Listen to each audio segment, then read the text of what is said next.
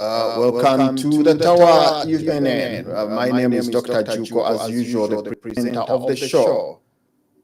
This evening, we have had a lot of issues that need to be discussed tonight in this show. There's a continuous unfolding of disastrous events at the end of the year 2021. And we are going to look at some of those issues that really have come through this week as we try to look at different topical issues that have come over.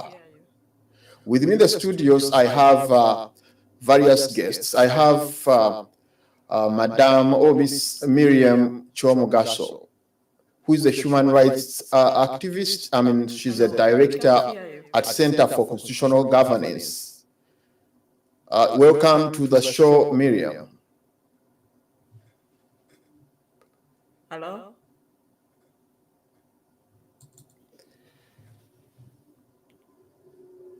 Welcome to the show. Hello? Can you unmute yourself, please? Can you hear me? Unmute yourself. Yes, we can hear you. Go ahead, man. I don't hear her. Can we start, please? Okay, go ahead. I can't hear you.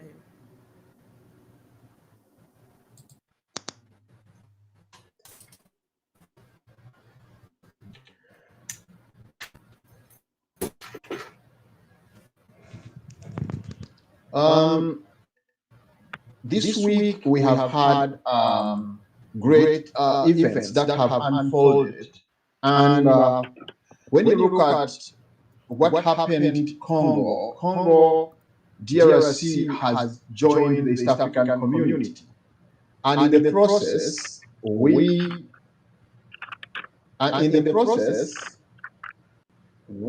observe that countries have welcomed Congo in the process.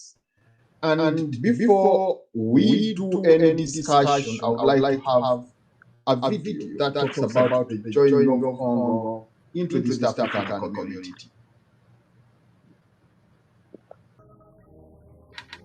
The Democratic Republic of Congo, DRC, will soon join the East African community if the process set in motion proceeds without major hitches.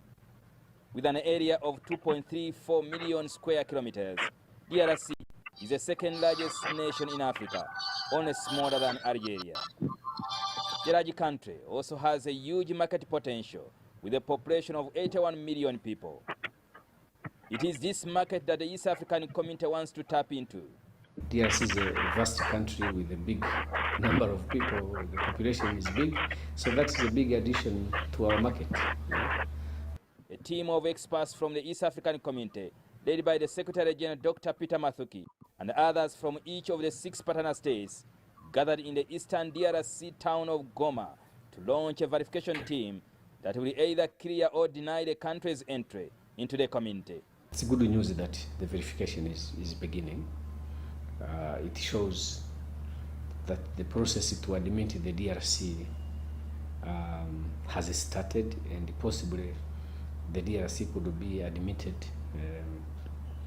sooner than later, depending on the outcome of the verification, but we don't see any serious issues ahead of that. The team is expected to review the current status of the DRC and assess the country's suitability to be admitted into the community as provided by the East African Community Treaty. The verification team is expected to submit the report of their verification mission to the Council of Ministers by November 2021 for onward consideration by the Summit of Heads of State, expected to sit in December this year, to either admit or reject DRC. However, basing on the DRC's economic potential for the region, there are very high chances that the war-torn country will be given a green light to become a full member of the East African community. This will widen the regional market to about 250 million people. We already have about 180 million. So 250 million people within this EAC is a huge market. So we are excited that at the prospects of DRC coming. However, we are still beginning to question why we would continue to expand when our response in terms of facilitating this integration is limited. However, large parts of the DRC, especially in the east, were under government control, and these areas have become a safe haven for rebel groups and local militias which continue to terrorize the population and occasionally neighboring countries. The East African integration is strategic security to ensure that we form one coherent system whereby we do not have instabilities in different partner states. For example, if there is a rebel group in DRC that is destabilizing the country, the East African standby forces have the capacity of mobilizing themselves. They go and dismantle that group that will have been destabilizing the people of DRC. In terms of security, will be done jointly. All these who are smuggling pirates on Lake Albert and Lake Kivu, it will be done jointly. Clearing and establishing proper intent within the business community. It has nothing to do with governance, because in any case, even the partner states that are already part of the EAC, it does not mean they are being governed well. So what we are trying to do is to make sure we converge, create a substantial market and benefit from economies of integration. I support their coming. Recently, President Yoweri Museveni, together with his counterpart Felix Tshisekedi, launched the construction of roads into DRC, a gesture of Congo's acceptance as the seventh potential member of the East African community. Research conducted by the East African Business Council indicates that by 2018, EAC exports to DRC stood at $7.4 billion US. The criteria for submission of the new country into the community includes acceptance of the community, adherence to the universally accepted principles of good governance, democracy, the rule of law, observance of human rights and social justice, potential contribution to strengthening the integration within the East African region, and the geographical proximity to the EAC partner states. Thank you very much. Thank you very much. That one gives us a very good, clear picture of what happened, what is happening with the DRC Congo. What we need to understand is that the regional presidents sat and then gave a green light, which is a consent to the negotiation that will see the Democratic Republic of Congo join the East African community. That is on Wednesday 18th. There was an extraordinary East African Heads of State Summit that was held virtually. It was chaired by the Kenyan President, Uhuru Kenyatta.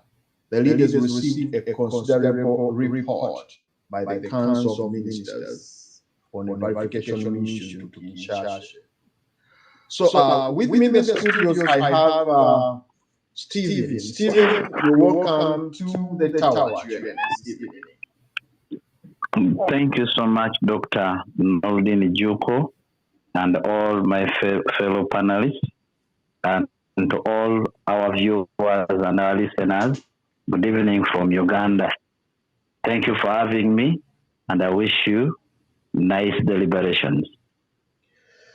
Thank you very much. Also on the panel in the studios, I have Lawrence, our usual analyst. Lawrence, welcome to the tower at UNN this evening. Well, thank you so much, Dr. Chuko, for once again inviting me to the tower. It's always a pleasure and an honor to be part of this big discussion to push the message forward to our brothers and sisters out there into a deeper analysis of issues that surround whatever forces are guiding or presiding over them wherever they are, especially those who are in our home country. It's always a pleasure being here. Thank you so much for the invite, and I welcome fellow panelists to the show. I hope we do have a good presentation today, as always. Thank you so much. Yes, thank you very much. Thank you very much, Lawrence. Let me start with Stephen. Stephen, yes, you have heard how Uganda seems to be very interested in this joining, DRC joining. It comes at a time when one wonders why the president of Uganda seems to be very much interested in DRC Congo's participation of joining the East African community. And yet, coincidentally, you see that in Congo, Uganda is very busy constructing roads and all other issues that relate to the Congo. What is your take on this, and why do you think there is always Uganda seems to be very much interested in Congo, and what is the deal that you think they are trying to chase? Thank you so much, Dr. Noldin, and all my colleagues outside there. Of course, from the economic sense, the admission of Congo to the East African community would be a very exciting deal, not only for Uganda, but for the East African community. It would mean an addition of almost over 60 million customers to the already existing close to 200 million people who are making up the East African market base. So in terms of economics, it would make a very good economic sense because Congo is a huge country. In terms of population, it would even be bigger than the population of Tanzania. So it would mean that now East Africa has now finally received the 7th member of the community with an addition of around 60 million customers. Now, for the side of Uganda, why Uganda would be very excited for the inclusion of Congo to the East African community, of course, there are obvious reasons. Reason number one is the accessibility to the Congolese market. Previously, we used to engage in businesses with the Congo, but not as a community, not under terms of the East African community, but as individual countries. And of course, it was on a small scale. Don't forget that previously we had our own issues, especially with the previous regimes in Congo. And so businesses were not thriving as we expect them to thrive after the inclusion of Congo. So for Uganda, it is good news, and it is the reason why perhaps our military is all over Congo to try to bring peace in the Congo. To all my listeners, you should be aware that Congo for the last 100+ years has been an area of turbulence, especially right from the period of the colonialists. From the time of the people like Leopold and others, Congo has never been at peace. Even during the time of Mobutu would only control Kinshasa, but the rest of the areas, things were not at par. To our viewers and what is happening in Congo, what is the political structure of Congo? Congo has around 8 sides of Uganda. You can fit in around 8 Uganda into Congo. Now, the challenge with the Congo is that it has loose political federations, that it has around 8 provinces. Unfortunately, most of these provinces are almost independently governed. We have fine the headquarters in Kinshasa, but these other provinces like Ituri, like Goma, mention them. They are all almost behaving or treating themselves as semi-independent states.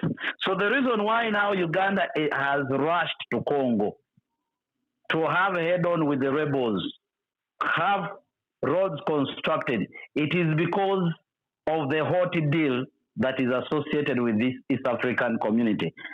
Now, unfortunately, as a deep analysis, You see, when you marry a woman with so many challenges, you marry her with all her baggage.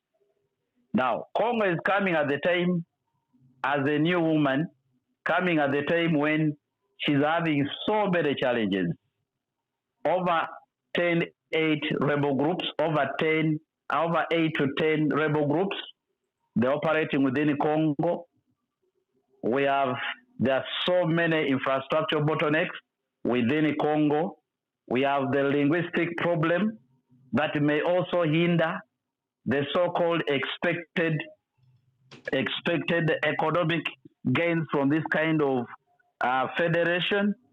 And so, as the East African community marries Congo into the federation, these are very, very important to note. Number one is that they are likely to have a very big challenge of language. It is true we have some element of Kiswahili being spoken all across, but of course in some other East African countries, Kiswahili is not widely spoken. A case in example is Uganda. We are not so much Kiswahili speakers, and so the language issue may bring a very big problem into this new relationship. And then, of course, without forgetting the issue of insecurity. You know that Congo is the base for ADF, for the case of Uganda. And just like earlier on I told you, it is the reason why Uganda has rushed in, of course, after cracking a deal with the government of Congo to try to go and flush out the rebels. But of course, it's not only ADF that is there. There are so many rebel groups that are there. And to my observation, it may not be easier for Uganda to try to eliminate one rebel group and have peace. One rebel group fine may be eliminated, but how about others? How about other rebel groups that are operating there? So this one is a very big impediment to the kind of lucrative trade that is being targeted. So the issue of insecurity for the case of Uganda is very, very, very, very serious. And to make matters worse, because we are bordering, we are direct neighbors to Congo, it affects us so much. Yes, Stephen, let's hold it from there for now. And yes, let's hold it from there. We'll pick it from there. Let me have Miriam. Miriam, you've heard what Stephen has talked about, has given a good background and the structure, the political and economic structure of Congo. But when you look at what is happening, it seems like Uganda is too much the one pushing for this relationship. And it is coincidentally also that, it's coincidentally you can see that Congo, Uganda has gone to Congo in the name of trying to chase away the ADF and other rebels. Now, in the process, they are constructing roads. So they are trying to pull Congo into an East African cooperation when Congo has a lot of issues, politically, socially, and economically, as Stephen has said. Would you dig deep into that and give us your view about it? Like Stephen said, the idea of having DRC as part of East African community is a great addition economically. However, the current situation makes it a bit complicated, but it could as well be the solution. So far, the problems you are highlighting are already happening, and DRC is not yet part of East African community, but it shares borders with the majority of East African community countries. Therefore, the problems of Democratic Republic of Congo become the problems of other East African member countries. For so long, all East African community members, Rwanda, Uganda, Tanzania, have been going to Congo either diplomatically or sending forces just to ensure that there is peace and security in that area. and nothing much has happened. So maybe adding them to East African community might be a solution. Why is Uganda so eager about it? Maybe because it's going to benefit a lot since it shares the large borderline with the DRC, and maybe because it is suffering more from the overflow from DRC problems. We have the highest number of refugees from Democratic Republic of Congo. We have the biggest conflict interference from Diplomatic Republic of Congo. And on the economic side, we have trade, which is also interfered with by the conflict. So if the conflicts were not there, we would be benefiting more from that trade. As for EAC, I think the bigger plan, whether it's today or tomorrow or yesterday, has been to incorporate the Democratic Republic of Congo into the community. They asked for it, but on the bigger picture, and if you follow like the African development infrastructure projects, it factors DRC with East African community. If you follow like the Northern Southern Corridor infrastructure projects, the road networks, the railway networks, and the bigger trade ports and all that, you see like DRC is incorporated into the East African community geopolitically and economically. However, the biggest challenge we have is I don't want to call them imperialistic tendencies, but the political, the geopolitical interest of the current members of East African community, more specifically Rwanda and Uganda. Are they genuinely interested in pacifying DRC? Are they genuinely interested in having DRC as part of East African community, or it's for personal and political interests of those particular states? And when DRC is admitted into East African community, will those conflicts of which extend to DRC border, will they stop? Will they respect DRC as a full member of the East African community, and thus allow the problems that come from DRC to be resolved by the East African community in general, not by particular leaders going it alone or going it with their own governments to the DRC. But by and large, I think it's a welcome idea. So far, if you look forward with the recent environmental meeting which was happening globally, you would they said that in future the biggest source of the green energy is Democratic Republic of Congo. Specifically, it accounts for more than 60% of the minerals required for the green energy revolution worldwide. So having that as part of our member definitely is a big plus. It's a source of employment for our young population, and it's a source of trade, exchange, everything. And if Congo is better, all East African members countries will be better, because instead of having refugees and overflow of problems, we would have opportunities in that place.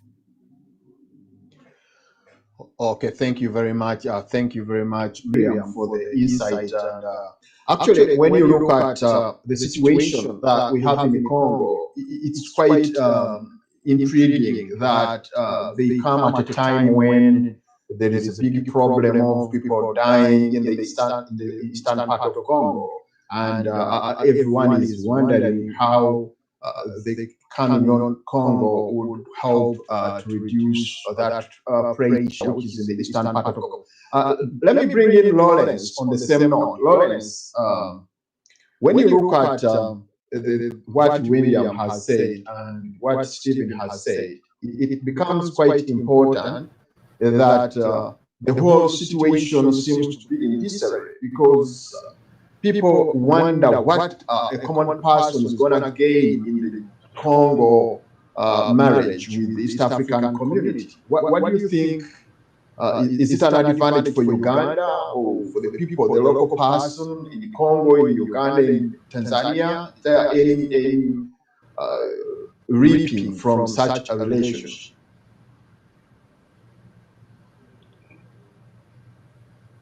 Yeah. Well, thank you so much, Nadine, again for that question. Myself, I would look at Congo's inclusion first as a good thing, definitely. You know, when two nations or two people get together, especially with a common objective, which is supposed to make their lives better, it's always a good step moving forward in the right direction, especially if you want to get ahead in this global village. Nations world over have been coming together for different ideas, most especially for trade and of course commerce. That is usually the biggest idea. Then other things, you know, can trickle in the background. So looking at Congo's inclusion in the East African community, I would first look at it as a good thing in that Africa, of course, needs to come together just like the way the US did come together with the different states to form what we know today as the United States of America. That could be a very good vision also for Africa, and these small steps the region is are, you know, steps towards that direction, which will make maybe one day us to the same footing. But of course, this doesn't come with its own challenges, and of course, many unintended consequences per se. And just looking at where Congo is right now, just like my brother has just left, but to elaborate, I think it's not the best position to be the sort of high bride to join this wedding that we're having in East Africa. My own thinking is Congo seems to be more towards the West African part of it, because, and I think that's why they are actually French speaking, because I think that region was more colonized by the French and the other superpowers, other than the British, like the way we are in East Africa, with Congo, with Tanzania and Kenya. So there are all those kind of inherited problems or issues that we have to so much deep into before we can move forward as a body. But again, looking at the East African community where it is right now, we've already included more partner states, which is Burundi, Rwanda, and of course South Sudan. So far, I think the East African community is moving up to over almost 1 billion people. It is something like that. Sorry. Okay, my producer just put up just the number of people employed in the different sectors within the region. Yes, we could first look at that anyway before we look at the other issues. Just looking at trade, I think we can all agree that we are all more service-based, community per se. We're more invested in the service industry, other than agriculture and industry. And of course, this is kind of not ideal for especially a place which has the most fertile soils around the world. We should probably be having more agriculture happening within these areas. But again, you can see we are following the global trend, which is everyone getting into the service industry. And so, the service industry isn't all that a bad direction for countries to take, because I think countries that have reached a certain level of development do not get back into agriculture. Agriculture tends to be on a lower scale in places that have actually more developed.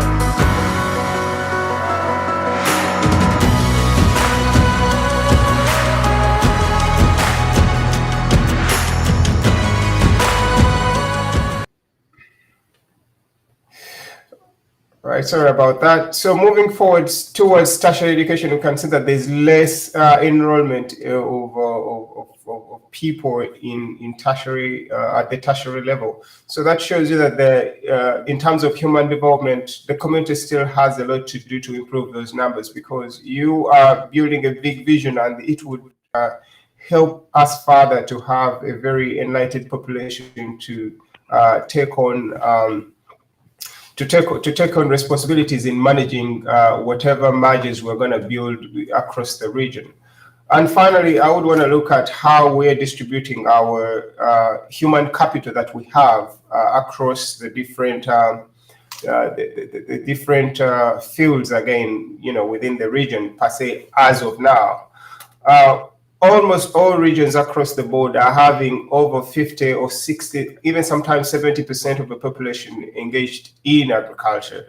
So you can see that agriculture is still a major economic undertaking within the region that we need, or we should be gaining more from economically, because there are more people who are engaged in this in the agriculture sector. And then coming to industry, it is almost everyone has probably less than 10%. And of course, the service industry is anywhere between 10 and 20 or 30% of the population. So looking at those, that's how we are looking at a regional level, how labor is distributed across the different sectors. Now, that being the face of how East Africa looks right now, bringing in another member on board, is this going to be a good point to push them in while we're still struggling to close whatever bottlenecks, and then improve our international posture in terms of security, and how we are going to what exports we're going to push out there? Because I think we're still exporting more primary products than finished products to other nations. That is a question that is, of course, left now to the community itself to answer. If they so feel that at the moment it makes more sense to first get all the possible members on board first, then we can solve all our problems together, then that could be a direction we could take. I'm not sure of whether this is going to work, but it's a chance we could try, or it's something we could try and then see how far that takes us. And on that note, I would beg to submit, Nadine.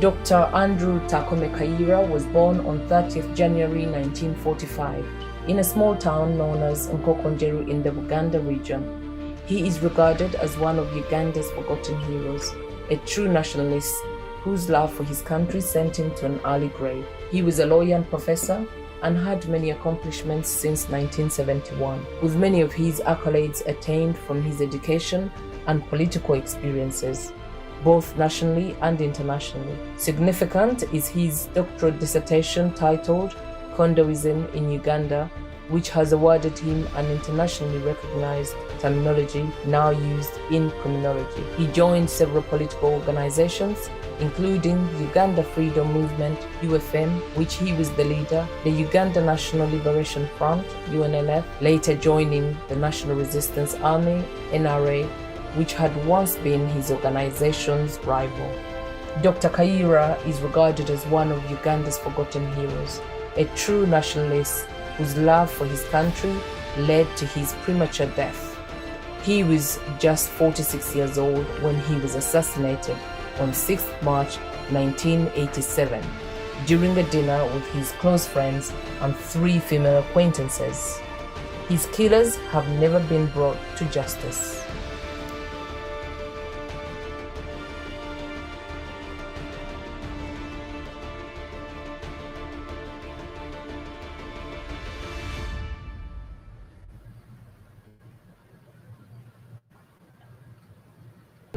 Dr. Andrew Takome Kayiira was born on 30th January 1945 in a small town known as Nkokonjeru in the Uganda region.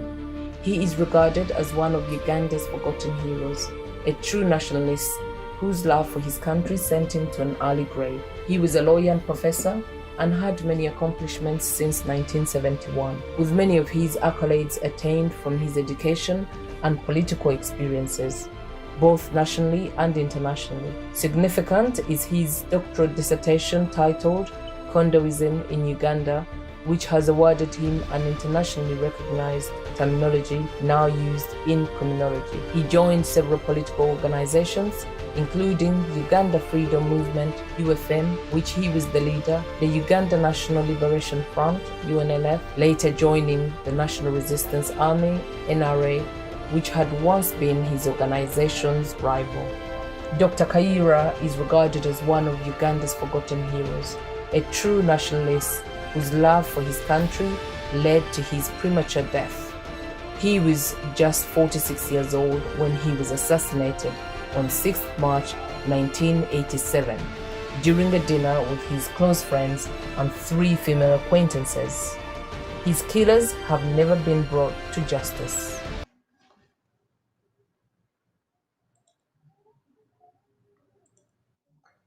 Welcome back to the tower at UNN, the second part of the show, as we try to look at some of the important issues that have really been happening in Uganda. With me in the studios, I have Miriam Chomgasho, a human rights activist and also a director at Human Rights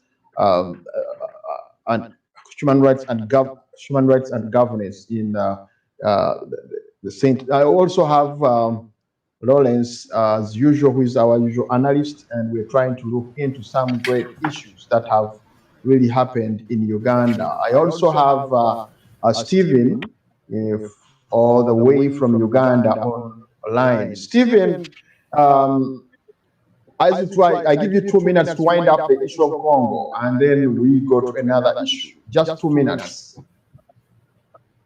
Okay, thank you so much, Dr. Donnelly. I want to appreciate my friend Lawrence and I think we have a bad sound for Stephen. As I bring everything to a close from Congo, can I go on? Yes, go ahead. Okay. My biggest worry with this kind of marriage is the very problem that we've been having with other member states. Not a while ago, you'll remember that Uganda has been at loggerheads with Kenya over the issue of trade wars. Now remember, these are all the member states that are supposed to give guidelines and limelight to the rest of the new members. But they are fighting over something that is very, very trivial. The other day, the Ugandan government arrested fish from Kenya. When you look at the way they conduct themselves over taxes, you just laugh it off. And you discover that selfish interests of each individual member state, as opposed to the economic bloc, is a very big threat. we may include and co-opt as many countries, provided we don't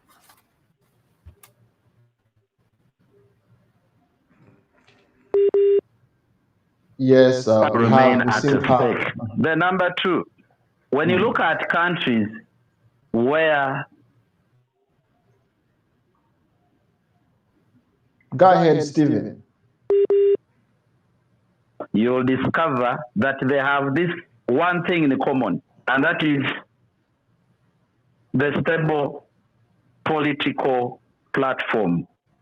Now, when you look at these 7 countries, most of them are not politically stable. We have different political definitions as far as our so-called democracy is concerned. When you look at Uganda and when you look at Tanzania and Kenya, for them, they are somewhere, somehow, at least they have defined their political path democratically, 2 terms, and the president goes. In other countries, we are yet to be there. Now, that kind of difference in the political platform, in the political practice, may bring us so many issues. And that is the reason why, when it comes to politics, there is nothing that brings us closer. Nothing completely, because we are having different political paths. In Uganda, it is unlimited Chanja, unlimited. When you go to Rwanda, the president can rule as long as I am afraid we have a problem with the sound from. I think I'll bring you over later on. Once again, let me go to. Let me have Miriam. Miriam, within 2 minutes, let's wrap up the issue of Congo. The Congo issue, from the Pan-African point of view, I think that the biggest picture is a united Africa. So any journey towards the integration, whether at the regional level, whether at the continental level, is highly very appreciated. There won't be a moment when all African countries are at par to move forward at the same pace. So others have to pull each other in order to progress. An example is West Africa, the ECOWAS. Not all countries are the same politically, democratically. Ghana is ahead of so many, and others are just tagging along, and the stronger countries, the more democratic, are helping each other, just democratize and stabilize.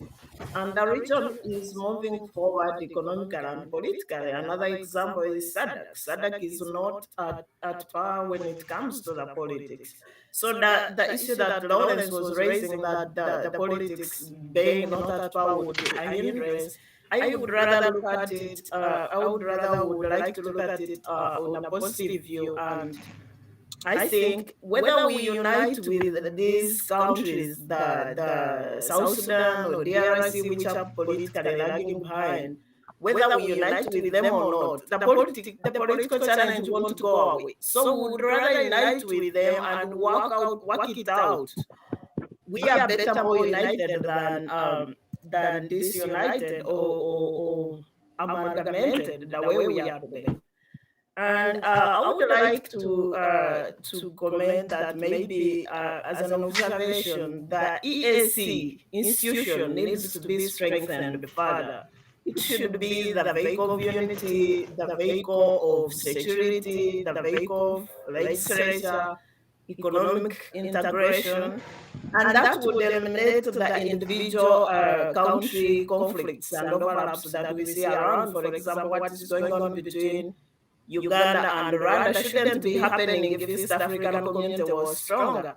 The differences between Kenya and Tanzania and Uganda as far as trade, the East African Railway Project, All those things are so minor compared to the bigger picture of having an integrated East African community. But the challenge we have is a weak institution at East African community institution in itself. Maybe it's like a chicken and egg, which comes faster. If the leaders are not interested in having a stronger regional body, or it's the weaknesses of individual leaders, and that is creating a weaker united body at the center. But a stronger East African community institution is in the long run, it's the best solution for the conflicts, especially in the Great Lakes region. The political and the economic conflicts will be resolved by a united body of all these countries. IGAD alone is not enough to do that. And today, the conflict that is going on in DRC, where Rwanda is likely to clash with Uganda because of deploying in DRC, like they usually do, would easily be resolved if they send there a united East African force, like the same thing we do to Somalia, the Amazon.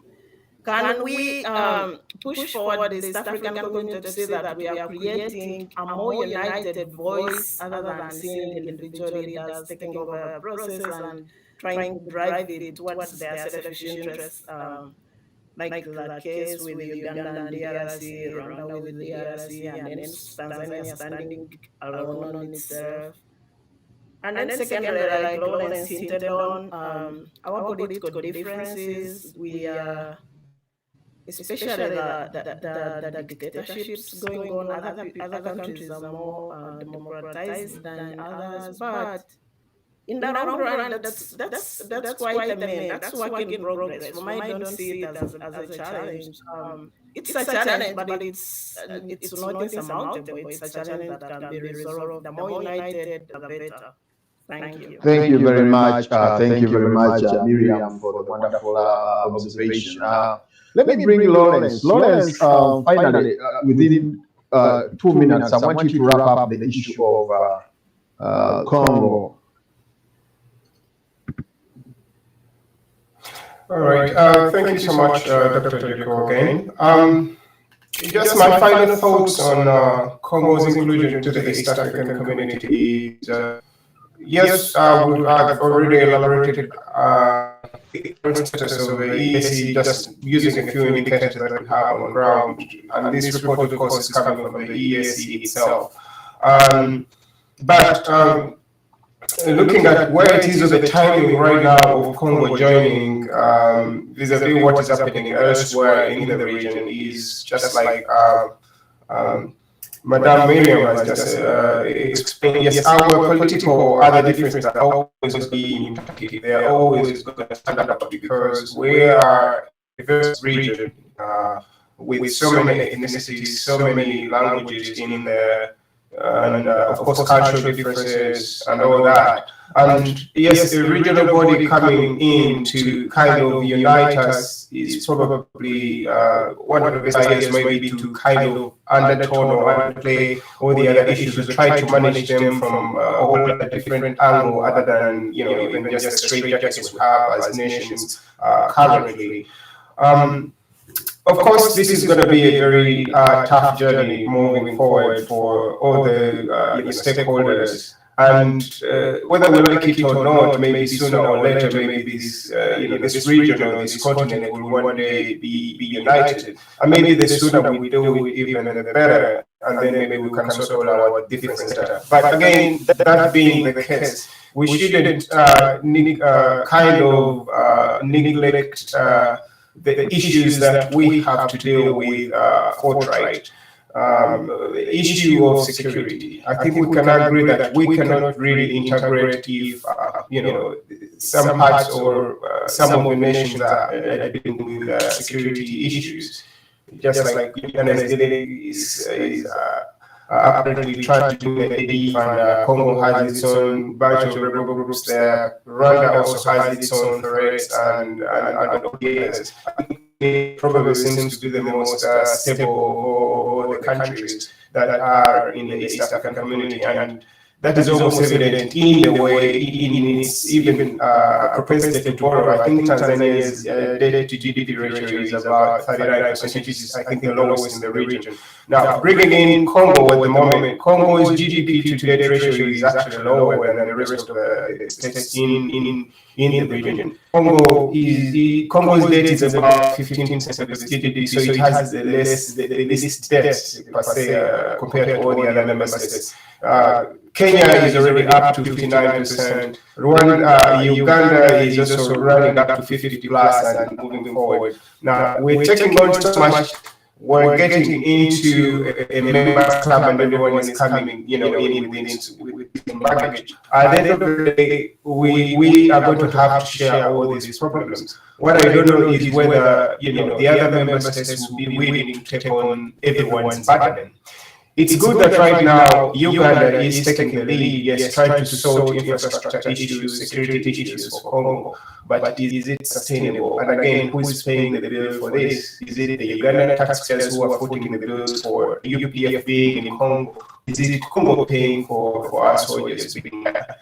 All those dynamics have to be looked at with a very sober mind and with a lot of realism, such as, you don't leave anything not taken care of. But that being the case, of course, we also have the language issue. Yes, the East African community push for Swahili to be the regional language. Is it even feasible? I think it has already failed in Uganda and probably Rwanda and maybe South Sudan as well. You're not going to find so many people speaking Swahili, and these nations have very large populations. Now, if you add Congo, that's even going to be more interesting. And having a common language would be so good in trying to deal with the communication issues and maybe solve other issues altogether that the region is dealing with. But other than that, if we can solve all the problems that are before us, I think it would be a good idea just to have more members in the community and then try to deal with the problems that we have as a bloc. Thank you so much. Thank you very much. Thank you very much for that wonderful observation. Let's shift very fast to the issue of COVID. The Omnicron Covid variant seems to be very contagious, but not so scary like the other variants that we have had before. It has been mentioned that recently, I think last week or this week, we had an issue of the members of parliament having around 50 members of parliament in Uganda tested positive of COVID. And this is quite intriguing because you would expect them to be very, very protective to themselves and also giving themselves good time to check and see whether they are quite good for the work that they're doing. And here is a challenge that if the members of parliament can get contagious by the Omnicron, what about the population, the other population, and what about our children that are going to go to school in the next 10 or 15 days? I would like to dig deep into this as well and find out what is really on the ground and what we expect to happen. Let me bring in Miriam on this regard. Miriam, Yes. if you look at what happened, as I've mentioned in Uganda, the COVID, where you are, I believe you have also observed it, that we don't have, it's not so scary with Omnicron like we had the other two variants.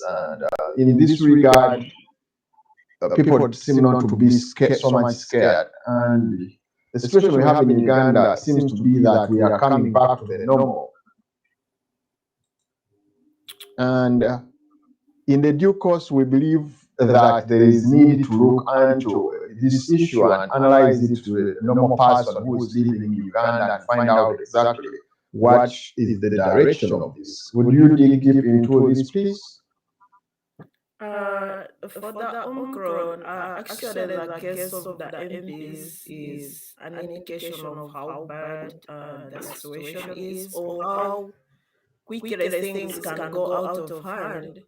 When I look at Uganda today, people, as you know, every other person travels up country for Christmas, and most of these people are coming from abroad.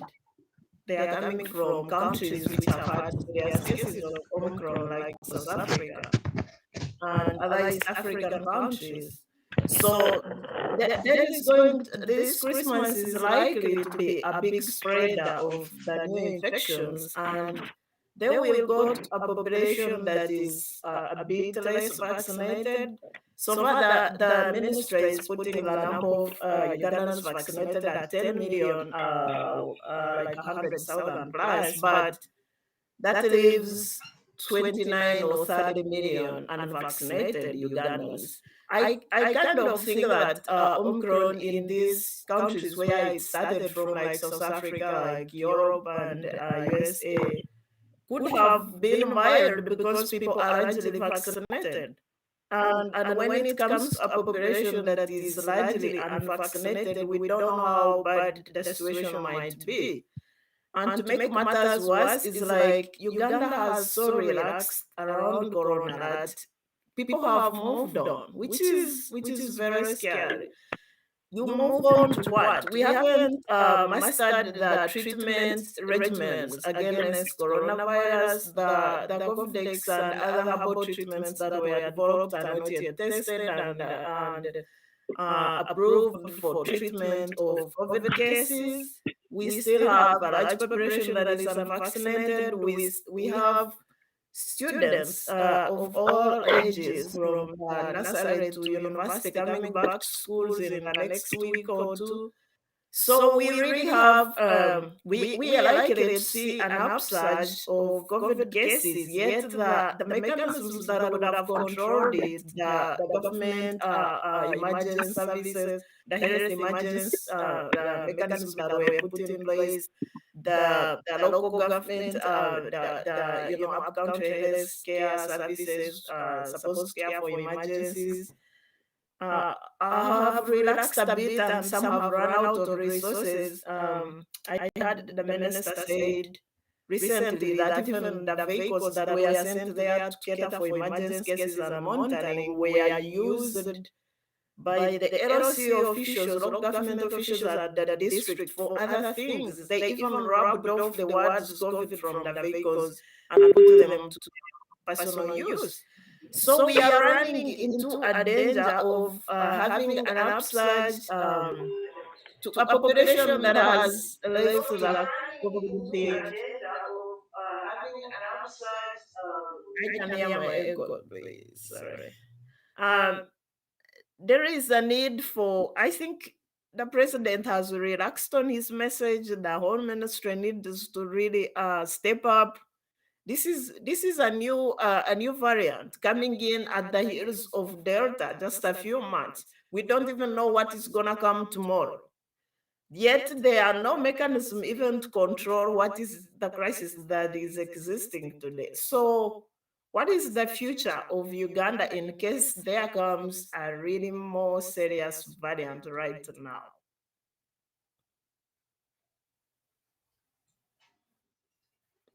Well, thank you very much. Thank you very much, Miriam, for the observation that you've made. Let me have Stephen. Stephen, I hope you're there. Stephen, yes. The issue of COVID, yes. You must be on the ground and you know yes, please. what is happening. What is your take on what is happening? Yes, please. With the Omnicron COVID variant, which seems to be becoming very contagious, though it is not having very much impact on the health of the people, but it seems to be more contagious than the rest, the others that we have. Thank you so much, Dr. Nuldi. I want to appreciate Miriam for her submission. It is very scary to hear that more than 50 members of parliament who went for for East African Games contracted the Omnicron virus. In Uganda, it is quite caring. Why? Because look at the infrastructure, the nature and the behavior of our people. It will be very, very, very dangerous. And to me, I have a very big quarrel with these MPs because they really reflect the kind of people they represent. There is a common saying in Uganda that everyone in the represents the kind of people he or she represents. Now, members of parliament are expected to be very professional with the highest degree of conscience and a sense of care, a sense of being careful. I should use that word. Now, it is very unfortunate that these members of parliament that would expect to observe the highest level of carefulness went and became so reckless and contracted this Omicron. Now, the parliament would be part of, the parliamentary games, in my own observation, would have been postponed, if not stopped. Because just like Miriam said, that in Uganda, having been battered by this pandemic for almost 2 years, Uganda is number one. They have been battered, they are no longer scared. They are saying, come what may, they are willing to move on with their own lives. And that one explains the reason why. When these MPs went outside there, they were free. They are not observing the so-called standard operation procedures and that would expect them as leaders to observe and to live by example. Now, when you look at what is happening and what is going to happen, well, you need to come to Kampala and see the interactions in Chikubo, the main streets of Kampala. You need to go to Kampala markets. You need to come to our churches. You need to come to our public transport and see. People are already living a normal life. Actually, for them, the economy was open long time ago. What President Museveni is going to do in one of the weeks in January is just going to be a formal opening of the economy. But Ugandans opened the economy a long time ago. Now, the challenge with that is that this kind of variant is very, very, very dangerous.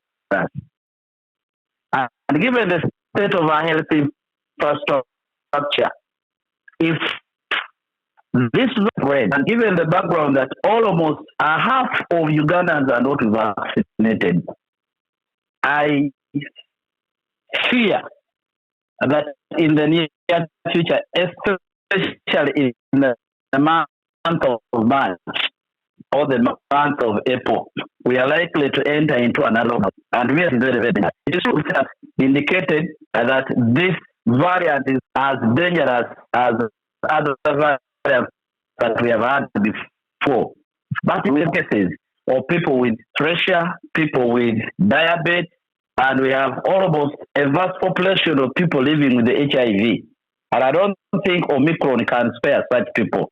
So, looking at a very big fraction of around 8 to 9 million Ugandans who are diseased, who are vulnerable to this kind of pandemic, you discover that it's very dangerous, very, very dangerous.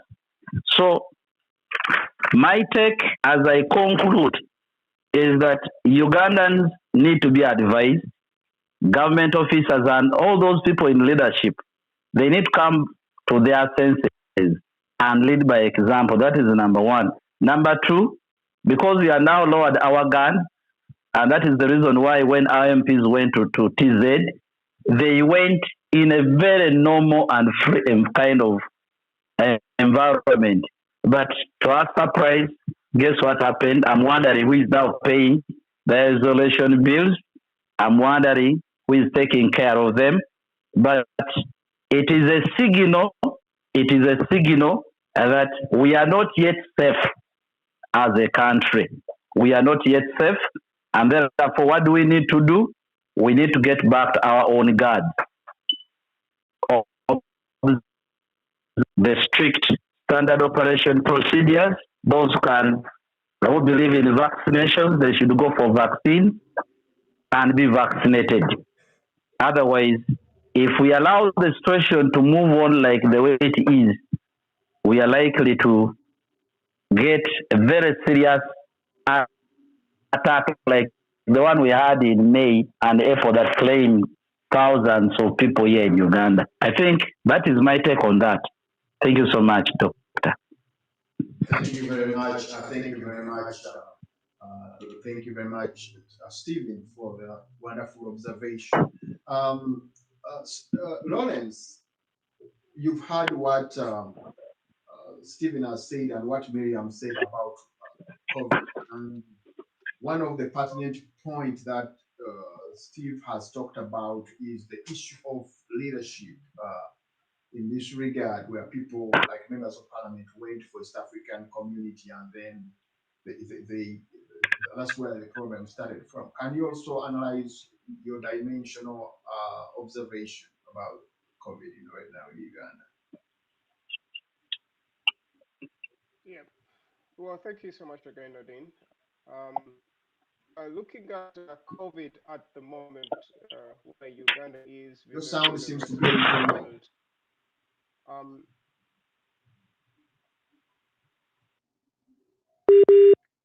Can you hear me, Doctor? It's quite low.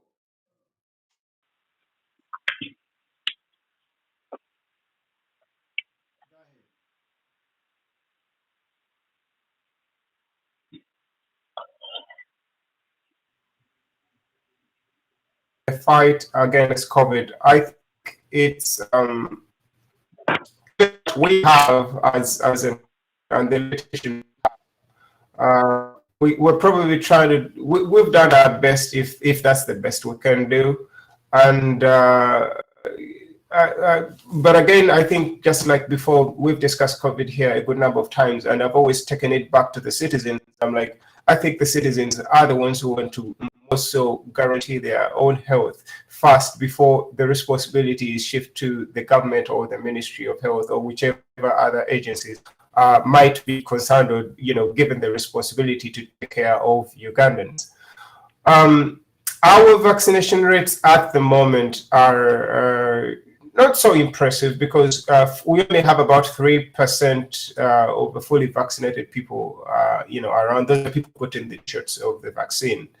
And but again, we have a good percentage of people that has actually at least gotten one dose in Ugandans. So at least people are starting to get the vaccine, distributed to them in some sort of way, given all the limitations we have and logistical challenges in having the vaccine available. But looking at the current mutation of the COVID virus that we have, which is Omicron, I just wanted to draw your attention towards that data that our producers put up, that is from the National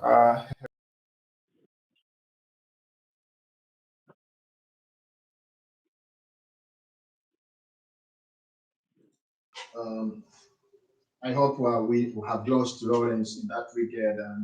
And let me try to, when you look at COVID, I think as we wrap up on the issue of COVID, it is basically the role of everyone in the community that try to make sure that things go the right way, because COVID attacks a person individually, and the depending on the social economic problem that we always have in Uganda, we always have the impact on us when we don't do what we are supposed to do in order to prevent COVID. COVID is real and attacks a person individually depending on your medical status, and so we do not have anything that can help you as long as you don't help yourself. Lawrence, you seem to have been lost, but can you wind up your point, please, as we try to finish this topic? Yes, I was just in the middle explaining what findings the Health Security Agency made on just the recent Omicron variation in the UK. So apparently, at least the UK at least has the luxury of having at least all the vaccine type options to its citizens, and they were able to at least carry out an analysis on how effective each of these is, and against symptomatic people, asymptomatic people, and just the general impact of the vaccine into the population. And as you can see, the effectiveness, we can agree, is desirable for almost all the three, or at least two of the vaccines that we have on the market, that is Pfizer and AstraZeneca. Not so much, I think, for that. But the vaccines themselves being effective and being taken up by the population, there's been an interesting discovery that there are more people, or actually the people actually contracting this new variant also happen to be vaccinated, which is paradoxical in a way. It's a little misleading in that we all get the vaccine thinking that this is supposed to protect us against what is prevailing and maybe what it could potentially, we could potentially contract. But at the moment, it just seems like the Omicron is also still able to infect those people who have already received the vaccine itself. That is even more scary. And of course, that doesn't mean that those who are unvaccinated are in any way protected. They still as easily get the vaccine. It's just that the Omicron is spreading more easily amongst almost, the entire population, and this is very worrisome. Now, looking at Uganda's population, vaccination rates being as low as, of course, this poses a great threat to our people in how they are supposed to be protecting themselves against this new variant. And of course, we're still going to get back to the basics, which is, you have to wear a mask, make sure that you wash your hands and keep just hygiene just around. Just from where we started, that is exactly what we have to protect ourselves at the moment. There's not so much we can do or people can do from their standpoint, apart from just just do these dues that the organization already pushed out in the beginning. Other than that, if you're going to wait for a vaccine that might not as well protect you, you might be in for a long wait. So people have to just do what they've always been told to do, and what they have been doing from the beginning, those at least who have been able to make sure that they don't get the virus from the start of the epidemic. Other than that, it's a long challenge for the whole international community or the world. The fight against COVID with these new variants that are coming up and are affecting people in unknown ways. Because if you have right now a variant that even the vaccine is not exactly 100% going to protect you against contracting it, then you can see that you're in for your options are still also very limited on that. But we just need to protect ourselves, make sure we do the right thing as we've been always told. your health is your responsibility before it's going to be shifted to the state or the hospital or whichever other body you want to blame for your health. So I would just leave that at that of course the responsibility is in the hands of the Ugandans, other than, you know, the government or whatever they think is going to take care of their own health. Thank you so much. Thank you very much, Lawrence, for that great observation. And we try to go to the final part of our show tonight. Let's have a short, small break, and when we come back, we're going to look at the issue of the NSO group, where some of issues concerning the hacking of the systems of the Ugandan First Son. Let's go for a short break and we'll come back.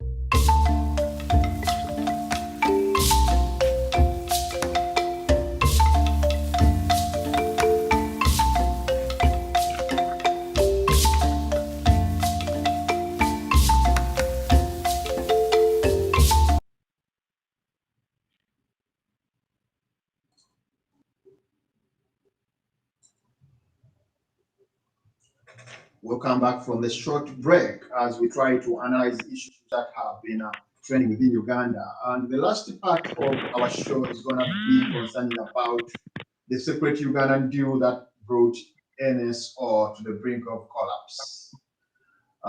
When you look at the story was broken by Technica Times, which was trying to give an expression of what really happened when the first son was traveling and a woman sat next to him, and was able to, you know, hack his phone. People wonder whether she hacked his phone and was able to obtain all the information that was concerning about what really conspired. And it's also worse when we had also the US diplomats in Uganda getting hacked as well. So this story, Lawrence, I want you to dig deep in this story, and then we can have a discussion briefly over it as we try to find out.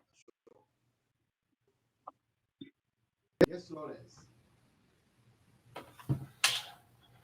Yes, Nadine. Thank you so much again for that topic up.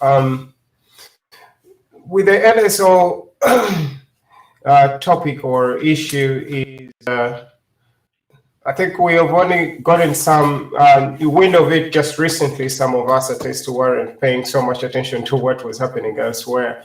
In regards to what deal the NSO company, which has the Pegasus spyware, which it is selling to government agencies globally.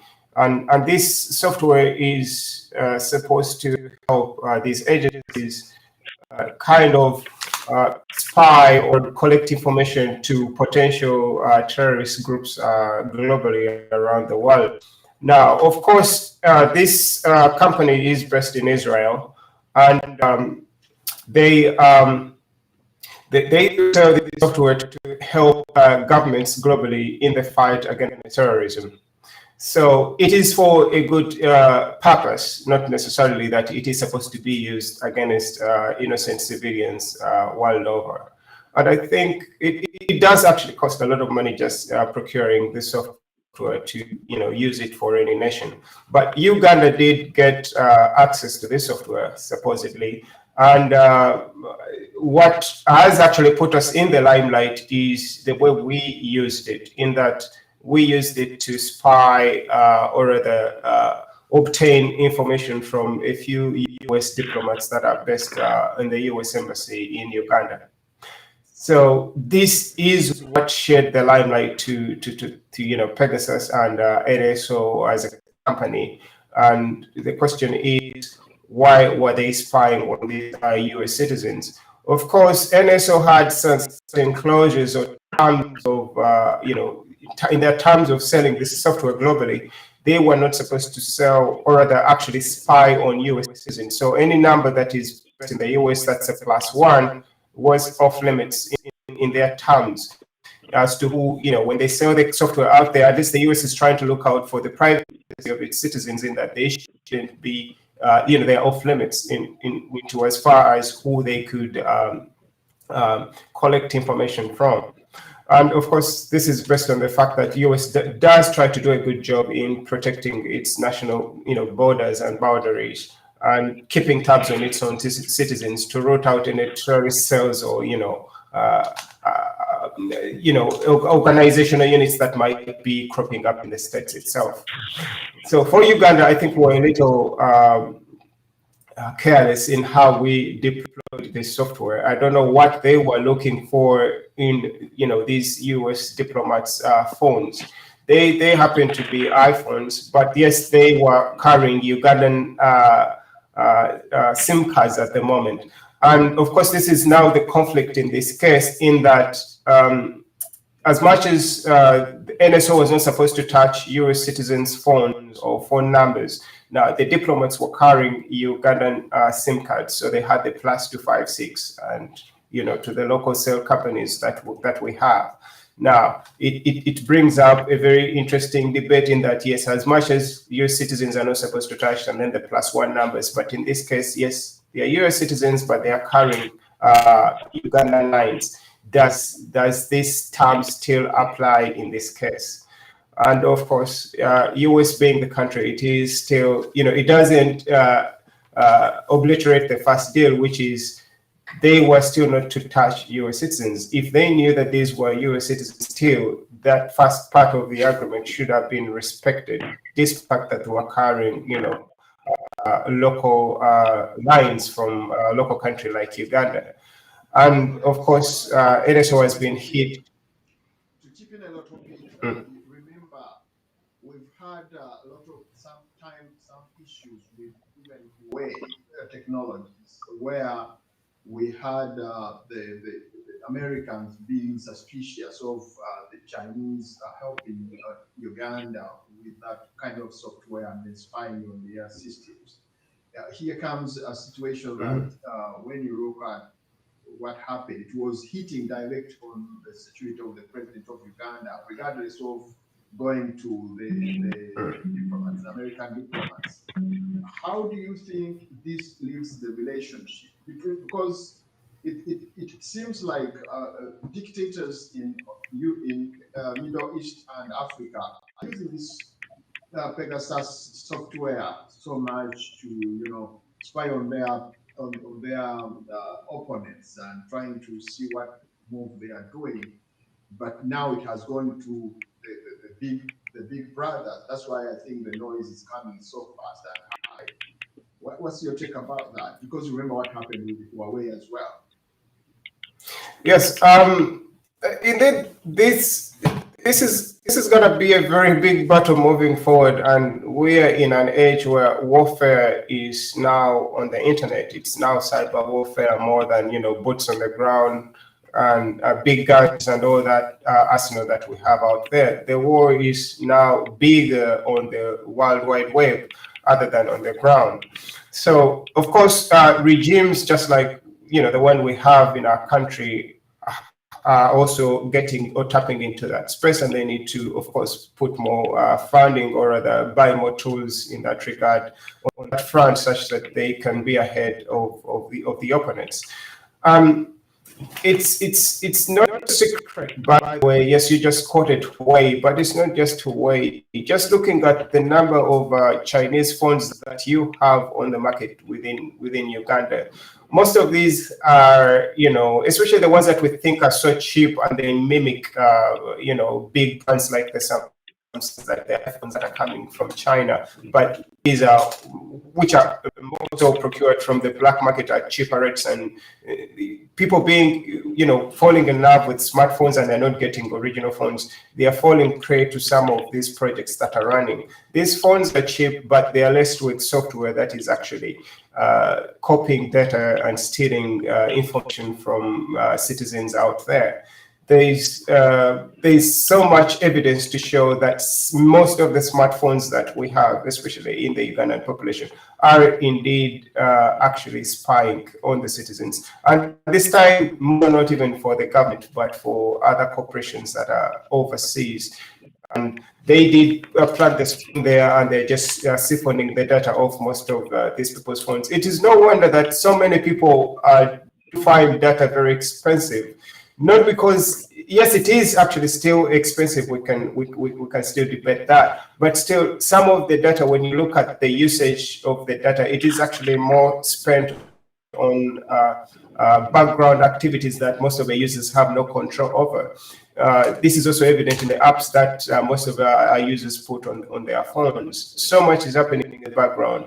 They don't know what is happening. You find an application which is supposed to be taking photos, and it has access to your SMS logs, it has access to your call logs and all that, and it has access to your phone book, which probably it shouldn't. Most people don't pay attention to some of these privacy, issues or accessibility issues on their phones, but these are in the background taking data off their phones. And there's not so much they're going to do unless the users are actually educated on how to turn some of these services off. But it's a big challenge, and we're in the middle of that war, which is we have to face it on face on. But looking at most of the spyware which is happening out there, that's always going to be ongoing, and it's just imperative that people are actually taught on the different ways they can protect themselves. I think Apple is actually doing a very, is fighting the good fight in that it's always releasing patches and updates, just like in the case of the Pegasus systems that the NSO group launched against the diplomats.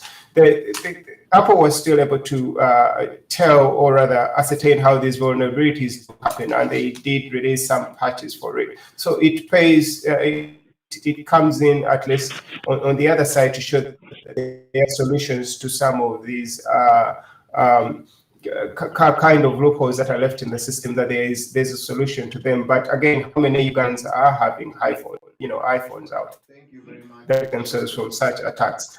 Thank you very much, Lawrence. Thank you very much for the insight. I would like to bring in Miriam at this point. Miriam, it's now a fight in technology. Uganda seemed to be the first to embrace the Pegasus software, or spyware, which they bought a lot of money, and now it is backfiring in a way that they thought they would work with it on other people, but now it seems like given that it was in the market, other people bought it and they were using it on the first son, which made him to make a lot of noise, and that's why it is now out in the public. And you remember, as our producer said, that Biden administration blacklisted Israel NSO group. You remember Trump's administration had also blacklisted the Huawei technology, and they were specifically saying that Huawei is dealing with Uganda to spy on other countries, where they had bought those CCTV cameras that they say they were putting on the roads, and they brought a lot of chaos, and they had to send a spy to come over in Uganda to identify the problem. So here is a fight in technology, and it's pushing, bringing the two allies, that is Israel and America, in a controversy that basically within the Ugandan environment. What's your take about this? When it comes to Uganda using spy technology to get information in in unscrupulous ways.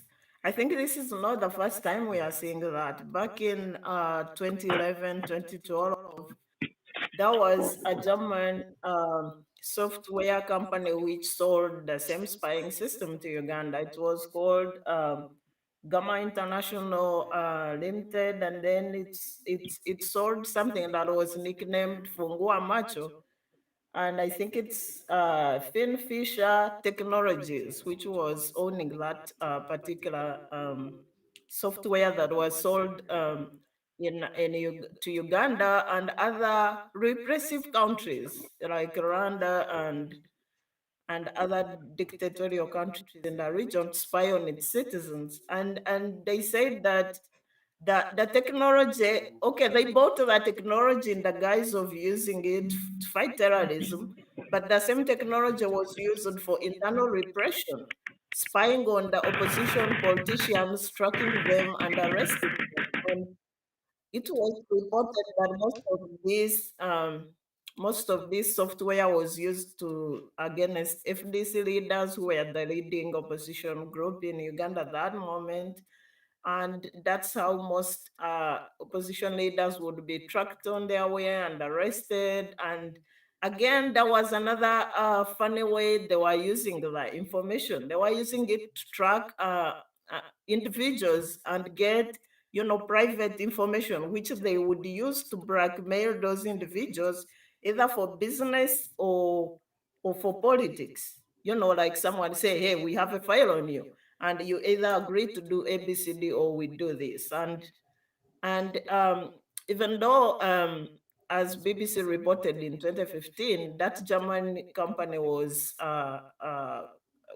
tasked to explain why it allowed its technology to be abused by Uganda. It defended itself by saying that for it thought that it was to fight terrorism, like what Pegasus owners are doing.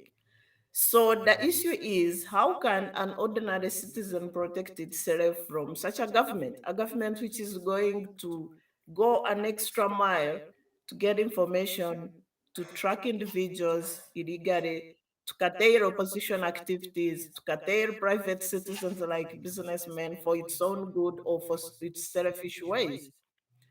The Apple coming up to accuse Israel. I mean, the Americans, for me, I'm gonna be like a devil's advocate in this one and say, yeah, they deserve it. Maybe somehow, maybe that's how they are going to wake up and see that Ugandans are unfairly treated.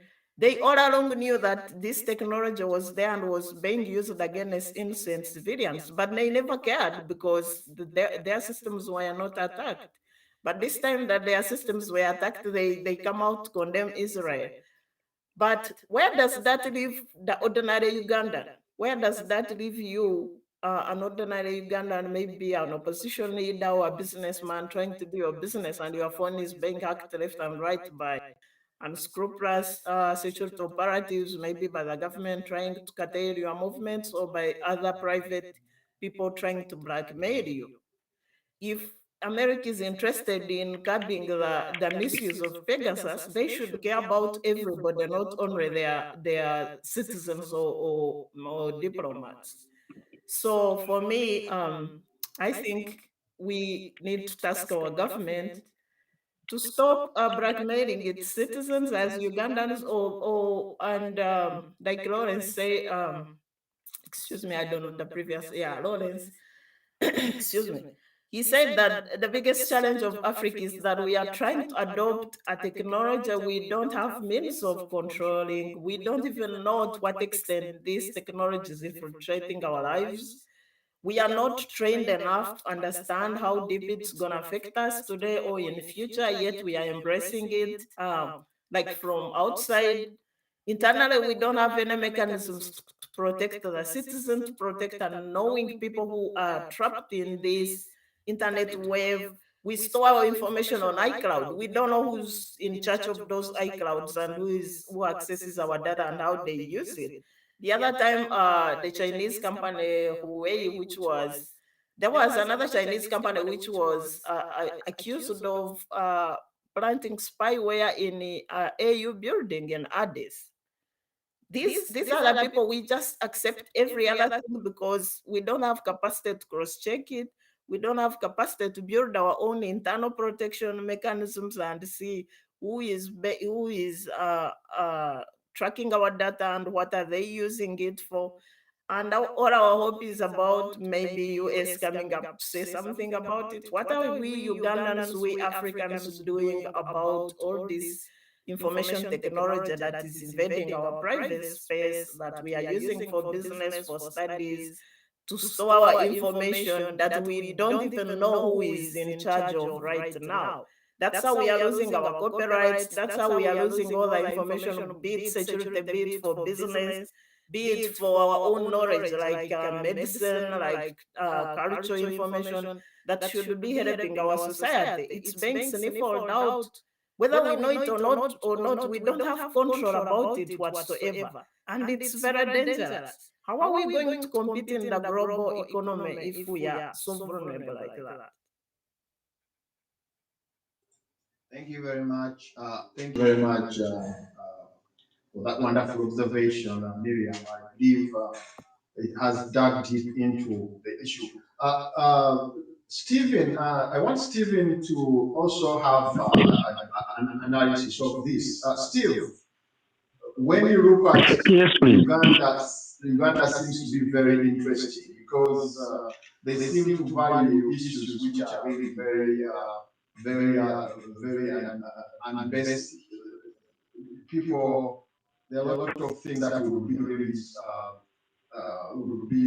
helped to develop, but the government is putting a lot of money in the software and hardware, which is really very disturbing.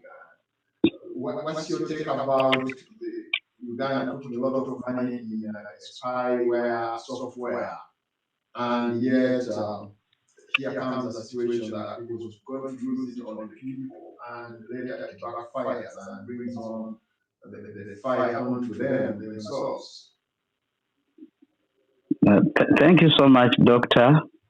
I want to appreciate Lawrence and my sister Miriam. They have really given a very good background to this kind of topic. Now, to that particular question, of course, Uganda, just like any other country, especially in Africa, whose leaders have been around for some good time, and they seem not to define when they will be away. One of the key areas where they invest close sums of money is in the espionage or in the spy network. Apart from this software, you will discover that a few years ago, there was a bill that was brought in Parliament, which okayed government agencies to spy on the Ugandans. So, spying in Uganda, it is a common thing, and the reason for this, especially for Uganda, there are mainly two reasons. Number one, it is to spy on their political opponents within the country. And then number two, to spy on those that they consider a threat, especially outside Uganda. And that was the reason why you must have heard that there was a very serious issue between this country and Rwanda. It is believed that the main reason why there has been that kind of serious conflict between Uganda and Rwanda, it is stemming from espionage, spying on each other. Now, when you look at Uganda falling prey to spy on the American diplomats, it is a very serious issue that somebody may not easily look at on the surface. It is very unfortunate that all these games that we've been playing around on Ugandan videos and on those we consider to be a threat to Uganda has been going on for some good time, just like Miriam was saying. But it has been smooth simply because our big brothers, the Americans, have not been part of this. But now, because we have done it and we have scratched their back, it is not going to be a simple issue. Why? You bear with me that espionage is considered as one of the worst crimes by the Americans. Of course, you are aware that for them, they are the leading spies. They have so many spy agencies, CIA, FBI, and so many others that I may not even know. But now, when they get to learn that you are spying on them, you stand out to be a very big threat to their existence. And that is one of the reasons why during Obama's time, it created diplomatic conflicts between Russia and America to the level where Russian diplomats were expelled from Washington. It is one of the serious reasons that has always caused conflicts between the US and then China, the US and South and China. Do you expect them to spare Ugandans?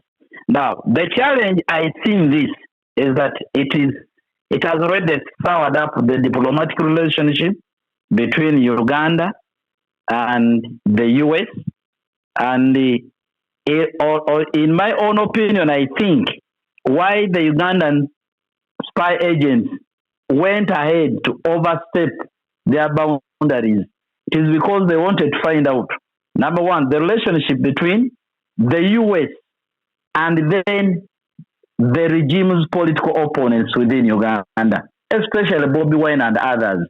And then number two, how they garner their support, especially logistical support. Where are the channels of the financial support that these political dissidents get from abroad? Where do the monies pass? You remember we are told one of the issues to deal with malaria problems it is told, is a hearsay. I may not have concrete evidence over that. It is told that Kiza Besige's money used to go through Cyrus Bank, and was one of the reasons why the big man got annoyed to the level of closing a bank that had 1 year been voted as one of the best. A year before it was closed, it had been voted as one of the best banks.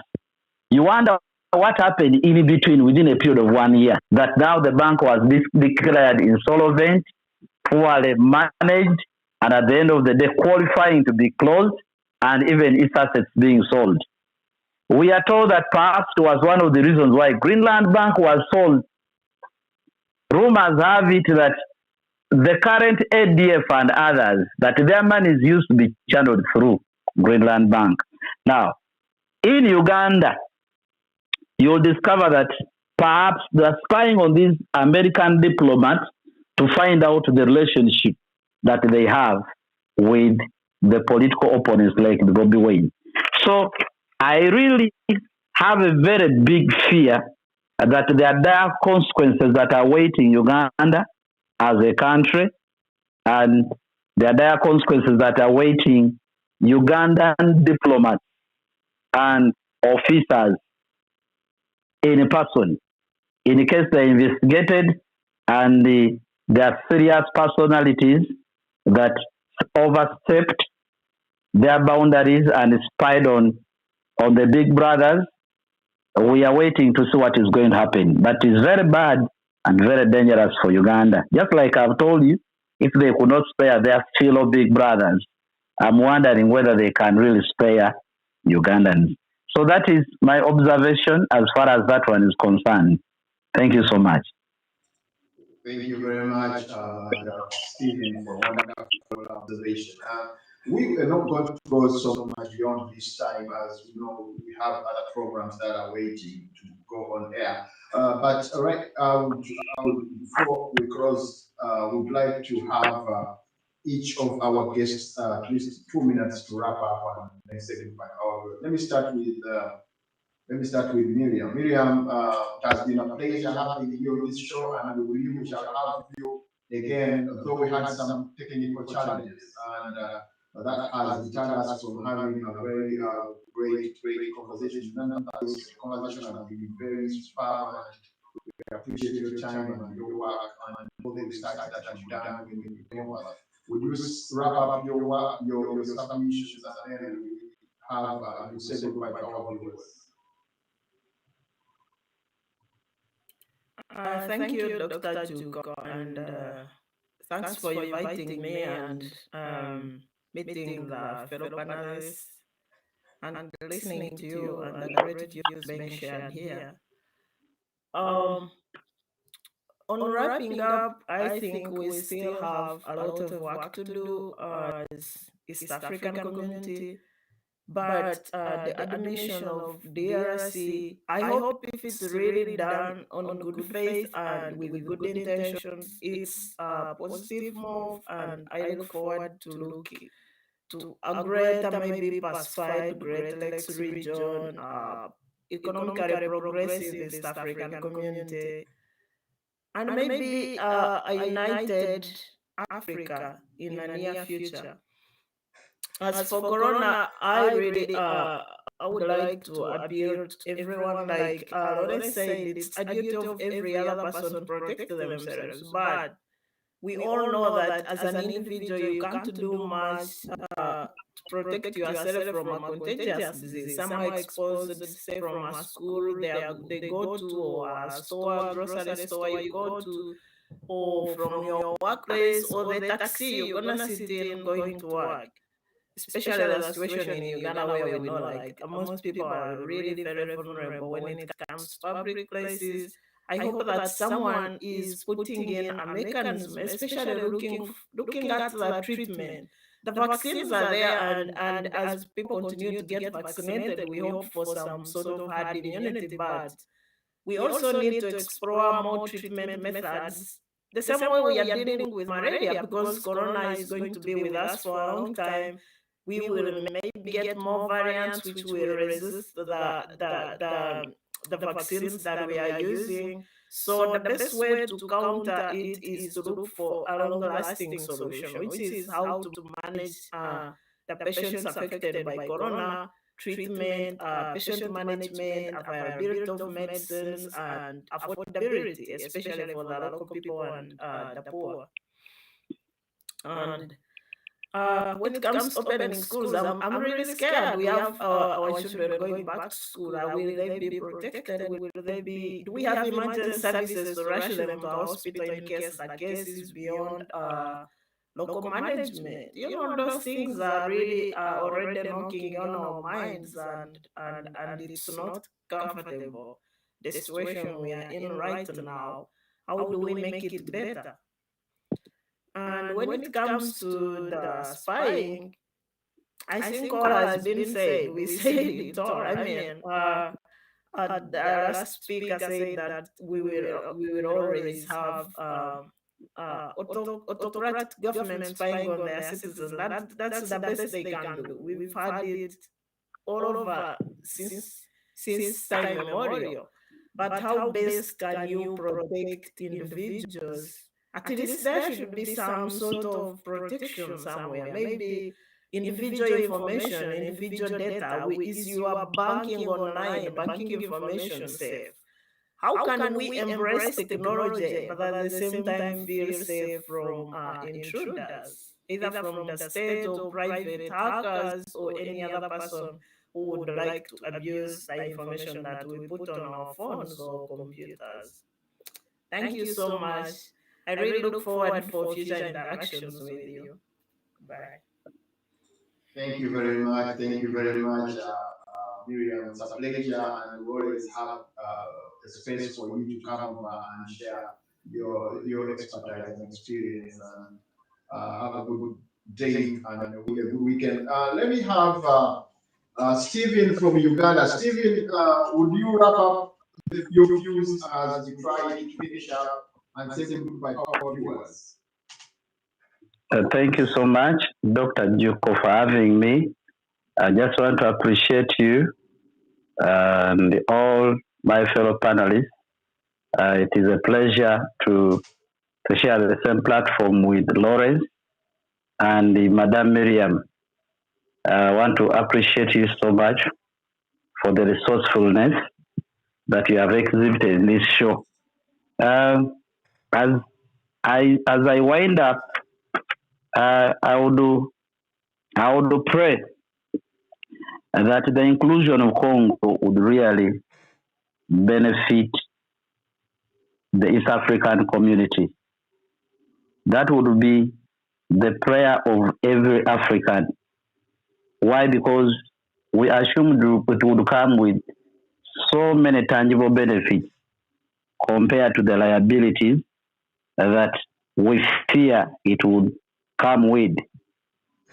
Number two, I would pray that the East African institutions like the East African Court of Justice, the East African Bank, and all these other institutions that make up the East Africa would be strengthened.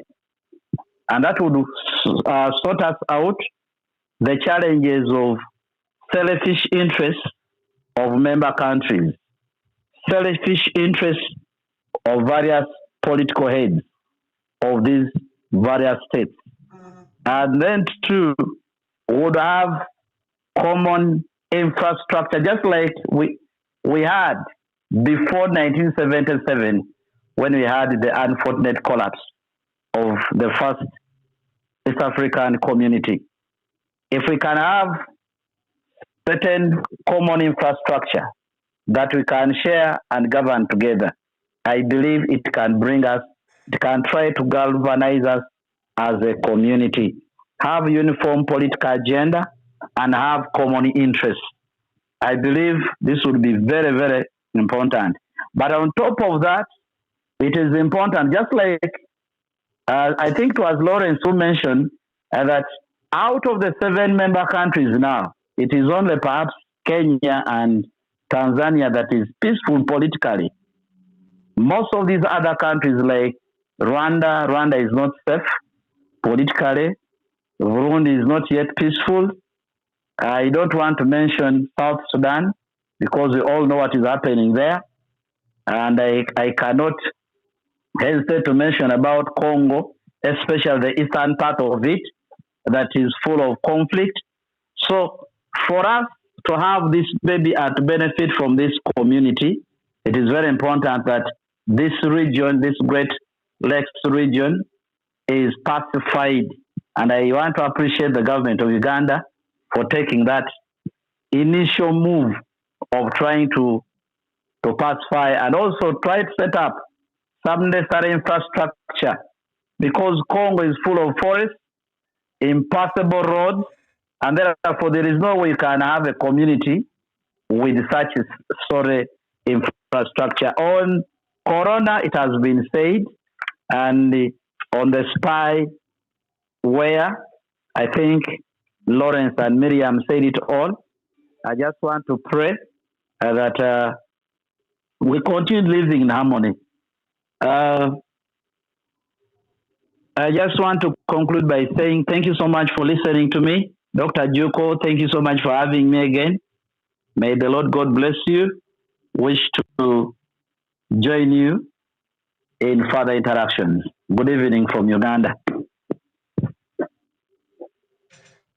Yeah, thank you very much, Stephen. Thank you very much for the wonderful interaction we have had with you, and it has been a wonderful day, evening, when our listeners and viewers were able to, get a sense out of what your discussion is.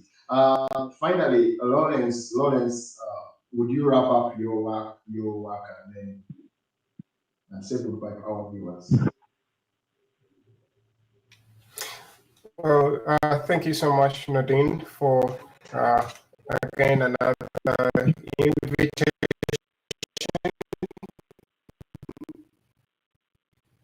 My final views on today's show, of course, and there was a submission.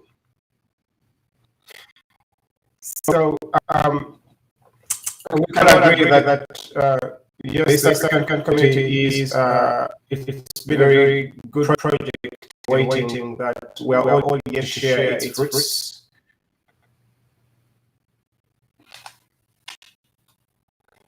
And hopefully, with all these steps,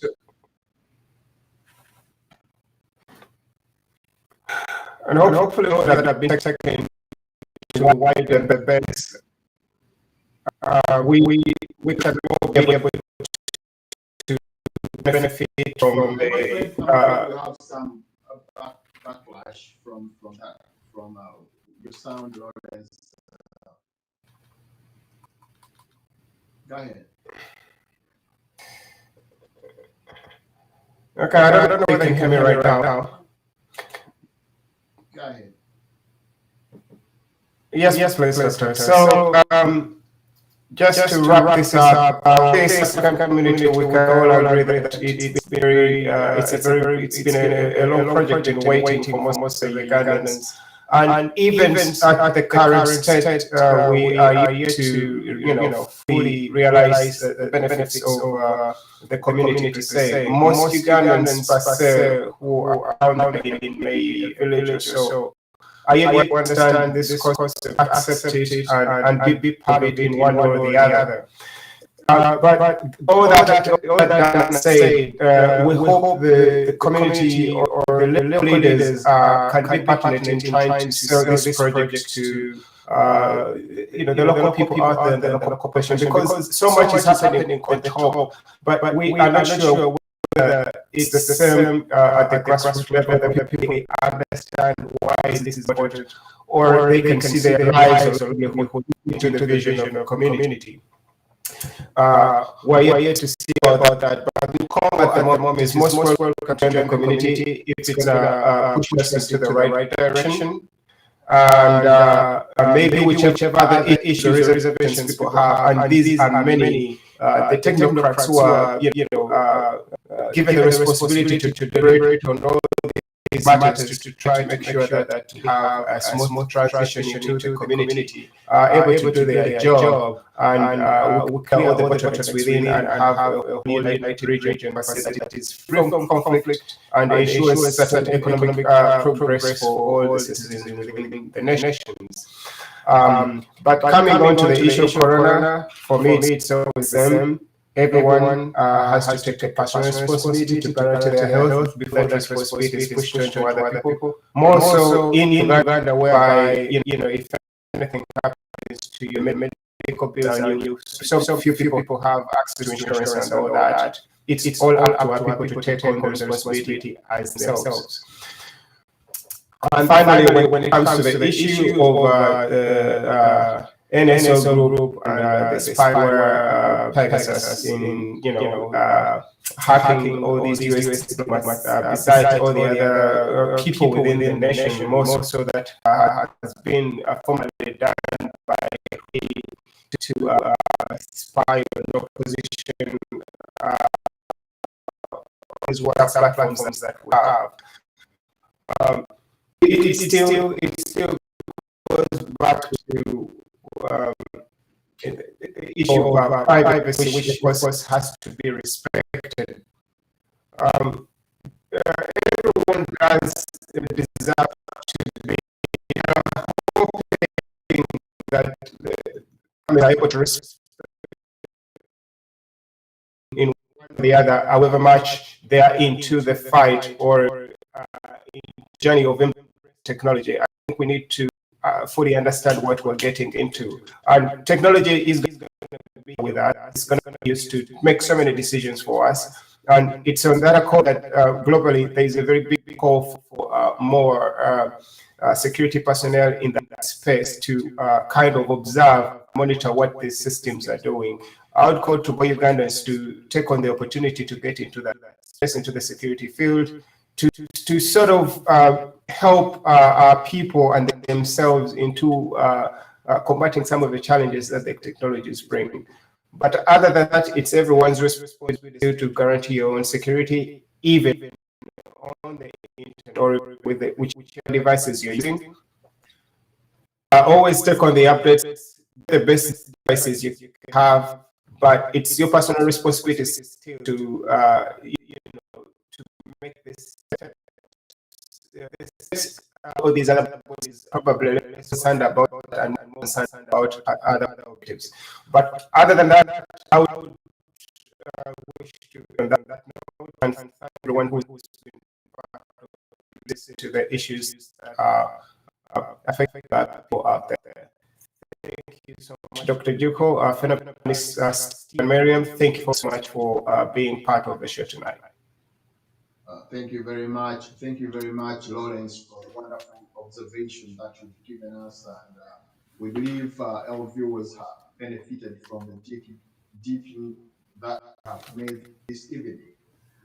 It is on a sad note that we have lost a South Africa that has been very pertinent in fighting for freedom and justice and democracy in Africa. This is Archbishop Desmond Tutu, who dies at his 90 years age. It's very unfortunate. He rose to global prominence as the leader of the anti-apartheid movement in South Africa, and when they were struggling against the oppression regime of the Boers or the South African whites.